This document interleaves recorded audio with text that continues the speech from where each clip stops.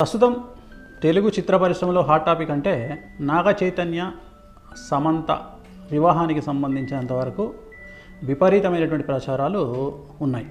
ముఖ్యంగా నేను ఈ సంవత్సరం మే 28వ తేదీ చెప్పినట్లుగా నాగ చైతన్య సమంత జాతకాల్లో ఉన్నటువంటి దోషాల రీత్యా అంటే నాగ చైతన్య జాతకాన్ని విశ్లేషించినట్లయితే ఆశ్లేష నక్షత్రము, అలాగే జాతకంలో రవి శని కాంబినేషన్తో పాటు కాలసర్ప దోషం ఉంది. రవి అంటే తండ్రి స్థానం, అంటే తండ్రి స్థానం మంచిగా లేదు నాగ చైతన్య జాతకంలో. అంటే తన యొక్క తండ్రి స్థానం అంటే తన తండ్రి స్థానం కావచ్చు, లేదా తను తండ్రి స్థానం అవ్వడం అవ్వచ్చు. అంటే తన పిల్లలకు తనకు, లేదా తన తండ్రికి తనకు ఉండే వ్యవహారాల్లో లోటుపాట్లు ఉండేటువంటి అవకాశం ఉంటుంది.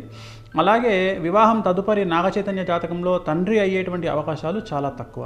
నేను మాట్లాడేది సహజ సిద్ధంగా తండ్రి అవ్వడం గురించి మాట్లాడుతూ ఉన్నా. ఈ మధ్యకాలంలో ఐవీఆర్లో టెస్ట్ ట్యూబ్ బేబీలు లాంటివి వస్తున్నాయి కాబట్టి మరి ఏమిటండి గురువుగారు తండ్రి కాలేడన్నారు, సంతానం లేదన్నారు, మరి సంతానం అయ్యింది అంటే నేను సహజ సిద్ధంగా మాట్లాడుతున్నా. టెస్ట్ ట్యూబ్ బేబీలో ఐవీఆర్లో అయితే జాతకాల్లో చెప్పలేము, కానీ నేను మాట్లాడేది సహజ సిద్ధంగా తండ్రి అయ్యేటువంటి జాతకం అయితే కాదు.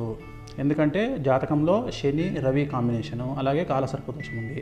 ఇక మనకు సమంత జాతకాన్ని కనుక విశ్లేషించినట్లయితే భరణి నక్షత్రము, అమావాస్య రోజు జన్మించినటువంటి అమ్మాయి నాగ చైతన్యం చేసుకోవడం వల్ల నాగ చైతన్యకే బాగా కలిసి వచ్చేటువంటి అవకాశంగా మారి ఉంటుంది, మారబోతూ ఉంది. కానీ అమ్మాయి జాతకంలో కూడా కుజదోషం కనిపిస్తూ ఉంది, కాలసర్ప దోషం కనిపిస్తుంది, అలాగే సమంతకు కుజదోషం ఉంది.